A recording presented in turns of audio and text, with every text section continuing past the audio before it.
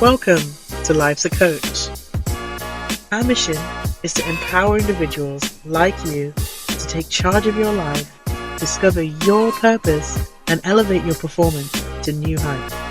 Each week, we'll be diving into engaging discussions, introducing you to valuable tools from the coaching world, and giving you different perspectives on individual development.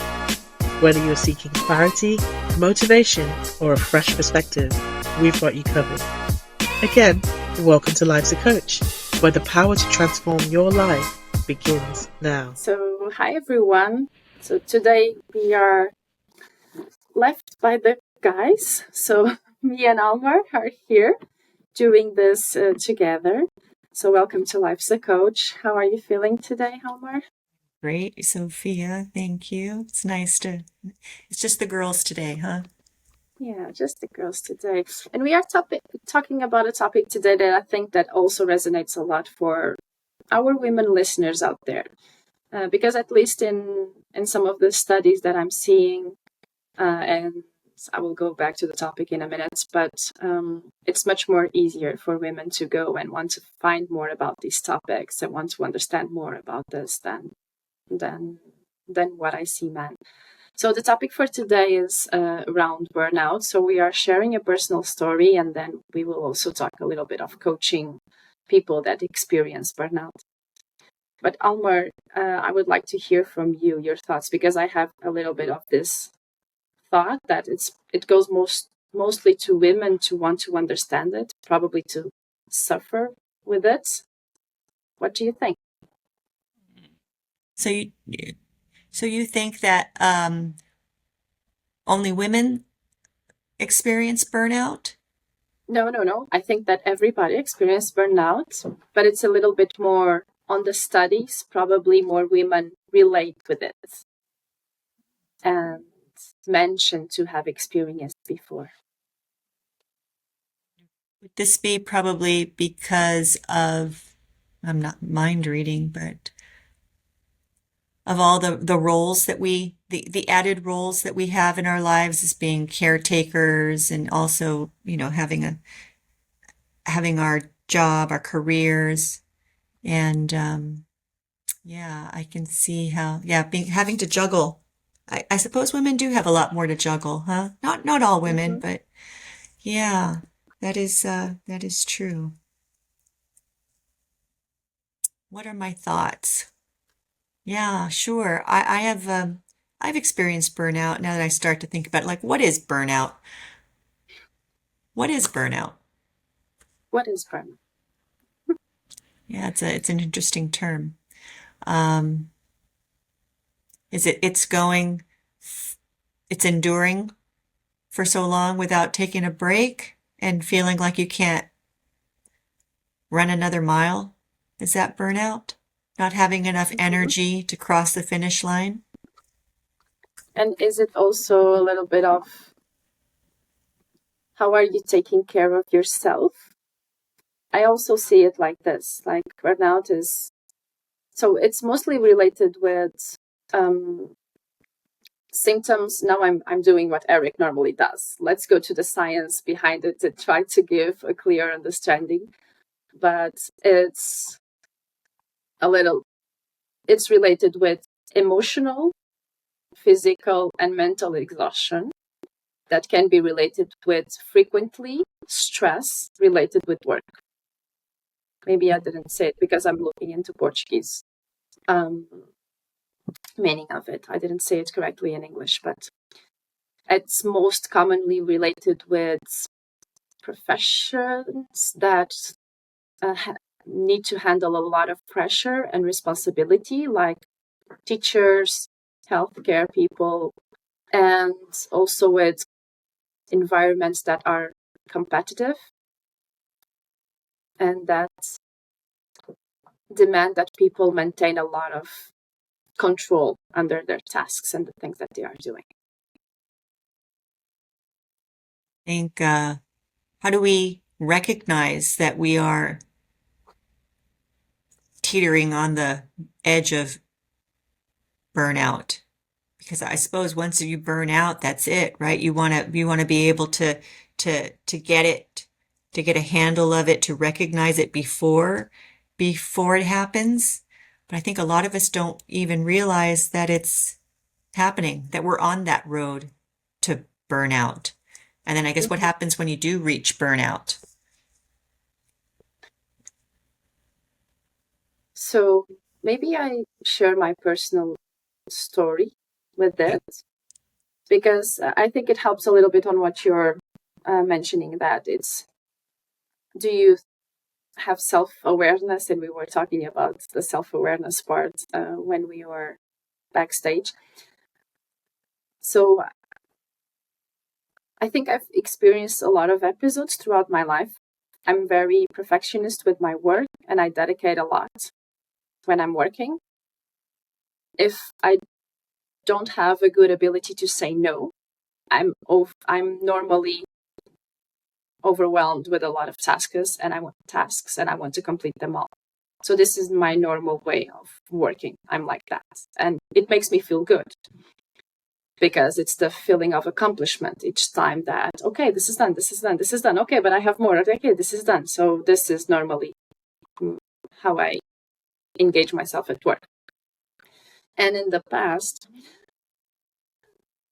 and I wasn't aware. So this was like 20, no, not 20, but 18 years ago or 16 years ago. I don't know. I was very young. It was during an internship. I collapsed in my living room one night. At that time, I didn't know that it was burnout, because the term now is very well known in society, but back then it wasn't. So I thought it was something related with health.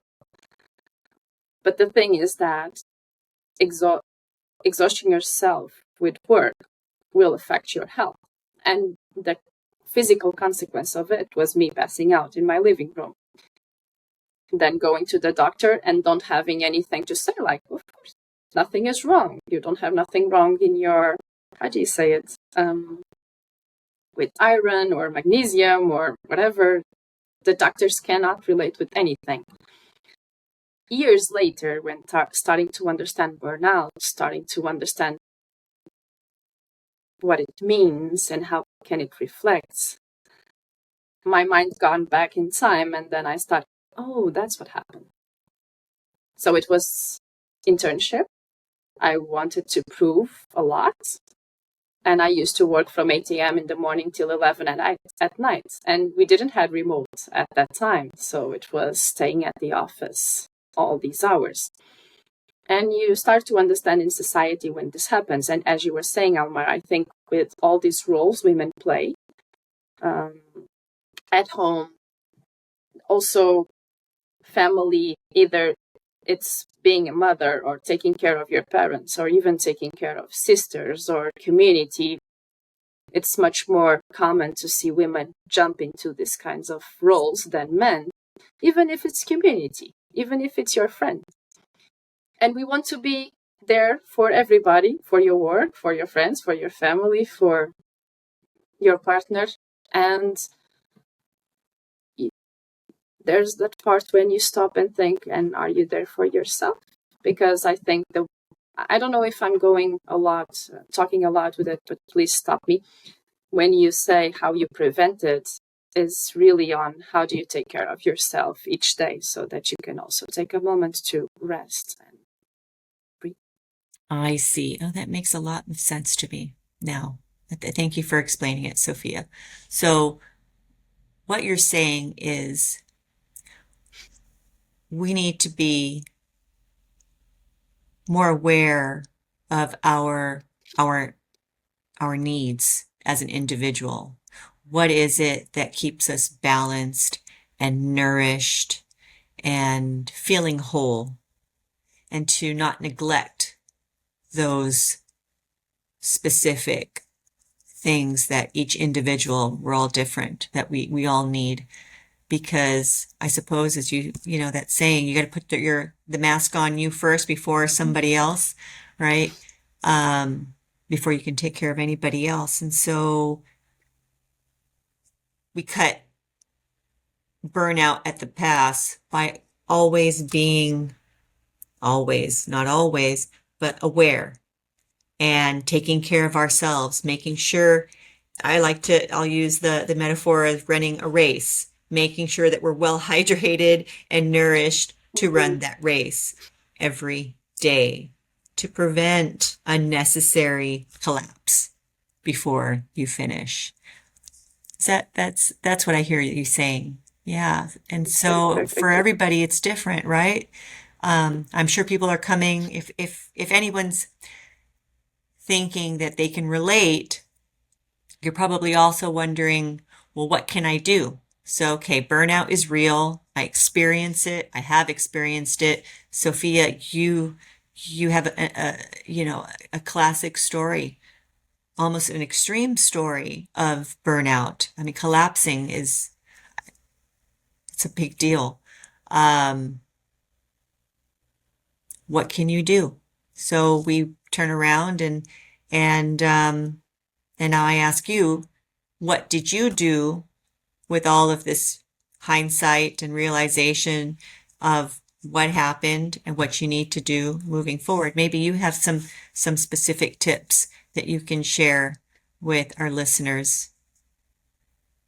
Yeah, I think, as you said it, Almar, everyone experience is different. So maybe what I will share can be useful for someone, and maybe someone else needs another thing.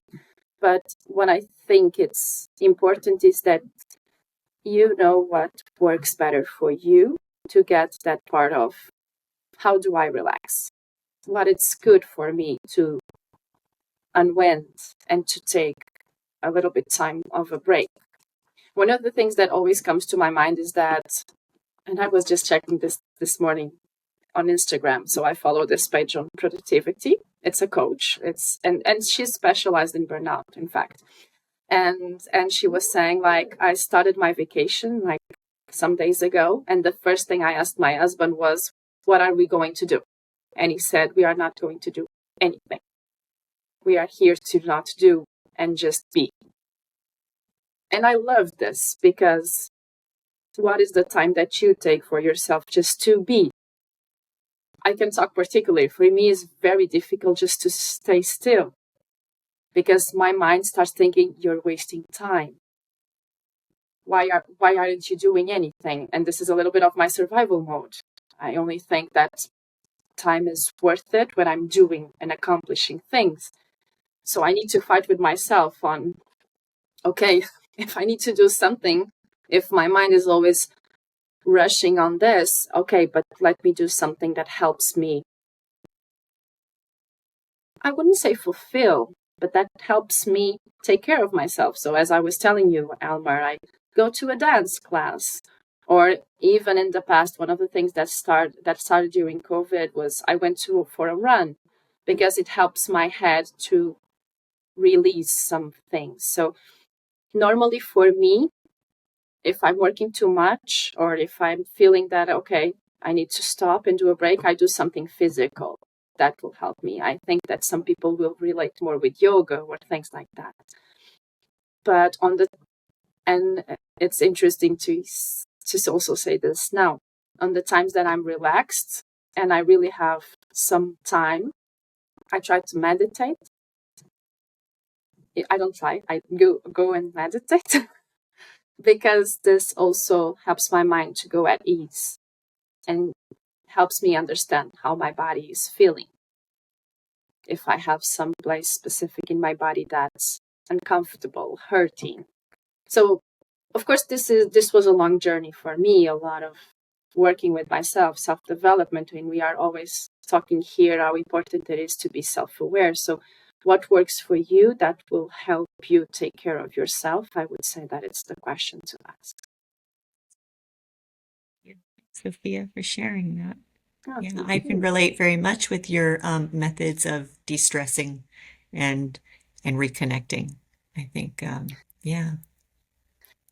On your side, Almar, I was also curious to hear what do you see, like having a completely different not concept, but you're self-employed So it's a little bit different. How do you see it affecting also self-employed people?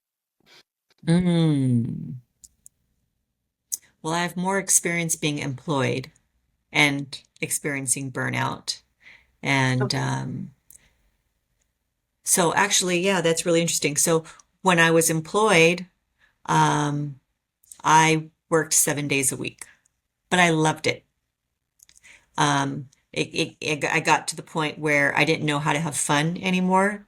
Like, I knew that, oh, I should go and have fun, but I didn't know what that looked like. Mhm. Um, and then I started scheduling um, a little bit of fun disguised as work. That worked out for me. Um, but I loved to work and I did it a lot and I probably did it too much because then I, like you, the proverbial collapse is what happened. So now I am, we'll call it self-employed. And, but I come with all the lessons of being employed and not wanting that collapse and not wanting to repeat that story. So I'm a little bit more in control, a lot more. I'm in complete control, actually, as we all are of ourselves, right? But I have history to base my present actions on, and they're based on incorporating more balance into my life, um, more, yeah, I have more control over my career because now, because I call the shots. Hmm. So that I think that is the difference. And not everybody can do that when you are employed and you're working with a team or somebody else. Um, you're working with you have to work towards that goal. Your paycheck is dependent upon it. And then as self-employed, you deal with other stresses, like not having a paycheck, um, Mhm. Mhm. and not having some accountability and not uh, not being sure if about tomorrow, which maybe it also happens when you are employed. Mhm. So there's different stresses, but I think we all live by our values, right? And so my values have evolved today to require more freedom and more balance and health. And so I am the CEO of me now. And so I can decide to implement taking I'm wearing this smartwatch that tells me to get up and move every, like 30 minutes. And so I can get up and go for a walk outside and get some fresh air and try to get balanced or take a nap.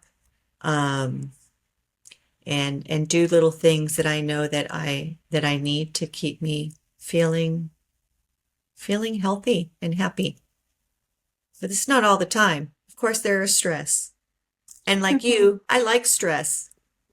I said that out loud. I like the adrenaline. I like the pressure. And maybe it's because I lived it for, so many years, that it's a friend to me.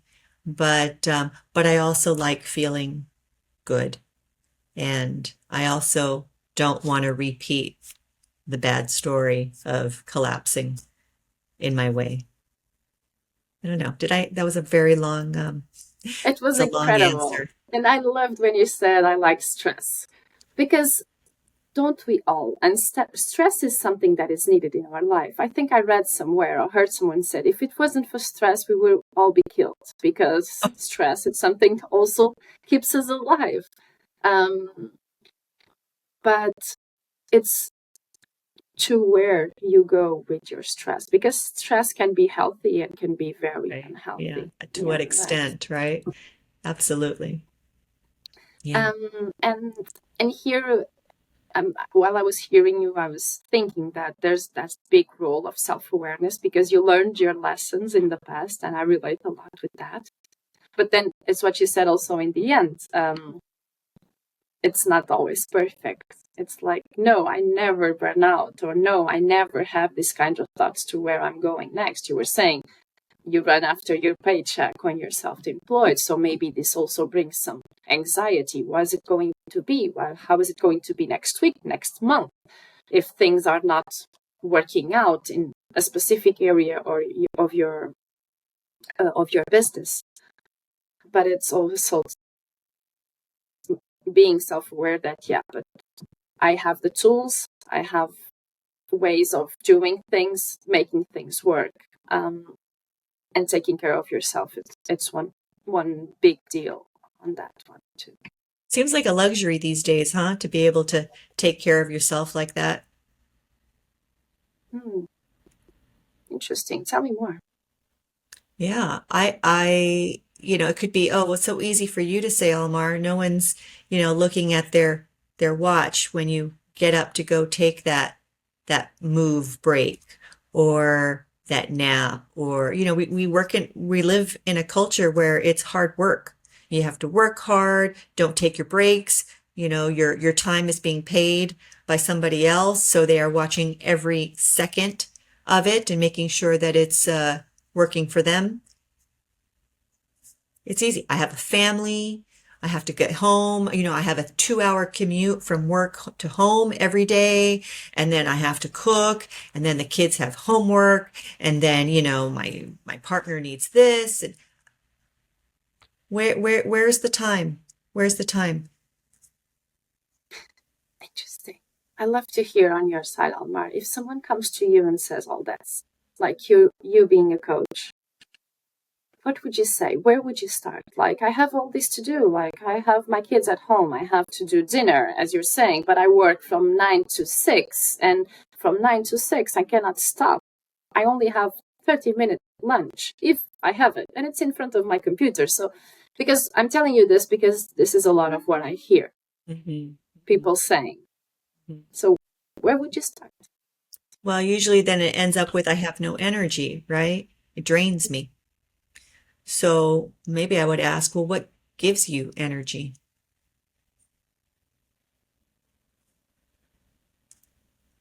Can you do more of that? Where do you find pleasure? Where do you find pleasure in your life? Totally. And if the person says, but I don't have time for the things that give me energy. I'm playing a little bit here because, I don't believe anybody doesn't have time. We have priorities. We decide what gets our attention and our time. That's just really the truth. Oh, but my job, but you chose to be in that job. Oh, but my family, but you choose to be that way with your family. Oh, but my husband, but you chose that way with your husband. And there is always a positive intent, is what we say in NLP. There's always a positive intent with every behavior, whether it be considered a positive or negative one. And so you are getting something positive from this complaint that you have. We have to find out what it is. Like it's like with all these behaviors, you are getting a recognition or something. It's your feeling. Everybody is different, but you are getting something from it. What is it? So that's why you keep on behaving it like that. Right? Absolutely. Mm-hmm. Yeah, and there's an addiction too. You can become addicted to this behavior. That's absolutely. But if you can become addicted to that behavior, you can also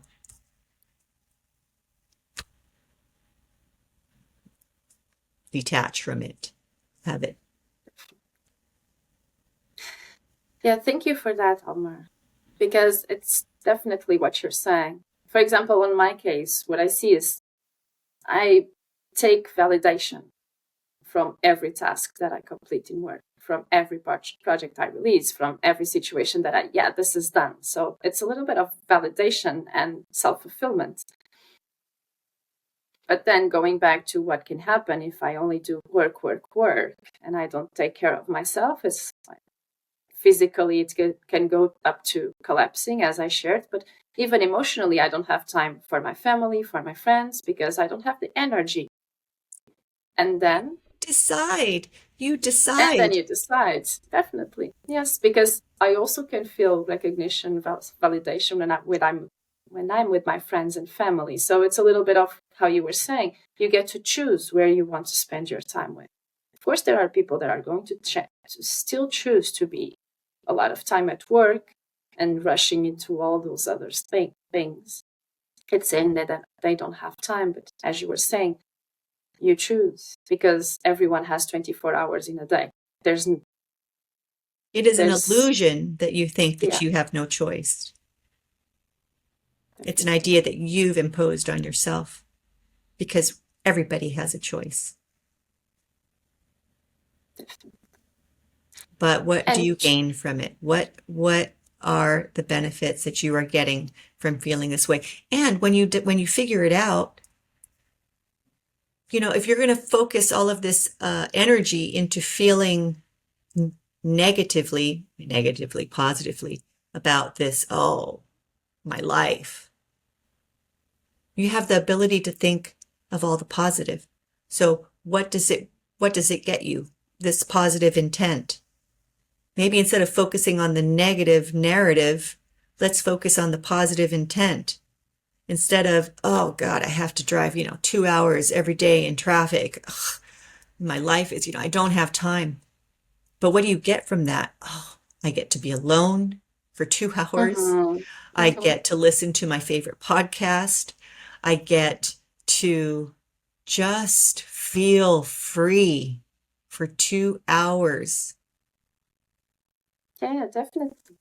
And even for 2 hours, I get to connect with people. If I want to, I can make some calls during those 2 hours with people that I normally don't get time with because life is so busy, right?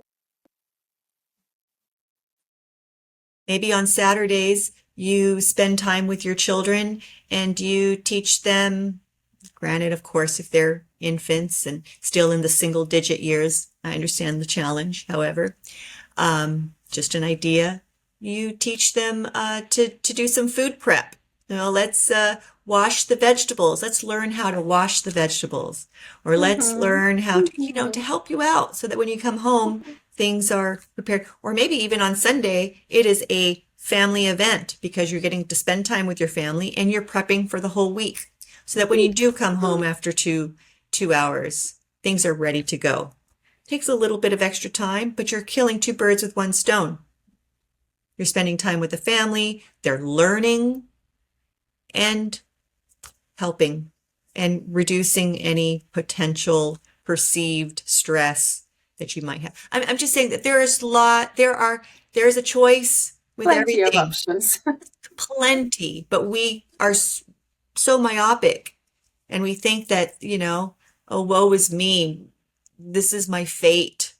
No, everybody is in complete control of their life. It's scary sometimes to make that, first, the realization to know that you are in complete control. That's scary because it means you are where you are because you chose to be. Let that sink in for a little bit. I like this. I like where we went with the topic. Although talking about burnout in the beginning, I think that we went to all this part of how self-aware are we and how can we take care of ourselves, and this to prevent that you go to the limits of exhaustion or negativity or victimizing yourself with the life that you have. Because as you said, Almar, and so brilliantly, we have choices and we can be in control if we choose to. Yeah, how do you negate burnout? Definitely. That you have the choice to burn out or not. For sure. Okay, great. This was a great one. Wrapping up, Almar, last thoughts. All right. No, I think I've expressed a lot already. Yeah, I don't know. I hope Yeah, but I hope our audience, I hope our listeners got something valuable from today. If there's any one thing that I just want to reiterate is that you have the choice. We all do. For sure. Yeah, thank you for that, Tom. Definitely. And I really love when you said that there's options to do things differently. And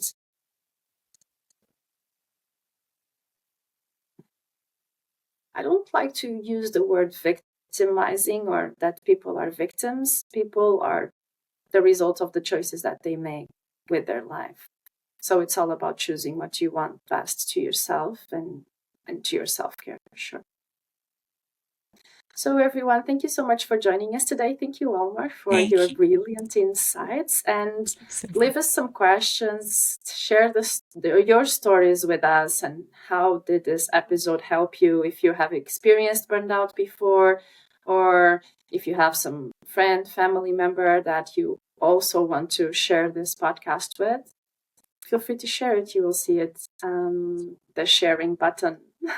And give us some more ideas of other really creative ways to take care of ourselves. We're all in this together. Thank you so much. Thank you. To see you. All right. Bye-bye. See you next time. Thank you for joining us on today's episode of Life's a Coach, where our conversations aim to empower and support your personal growth. Until next time, remember that personal development is ongoing, so keep exploring, keep learning, and keep living a life that aligns with your true purpose. Take care, and we'll see you on the next episode of Life's a Coach.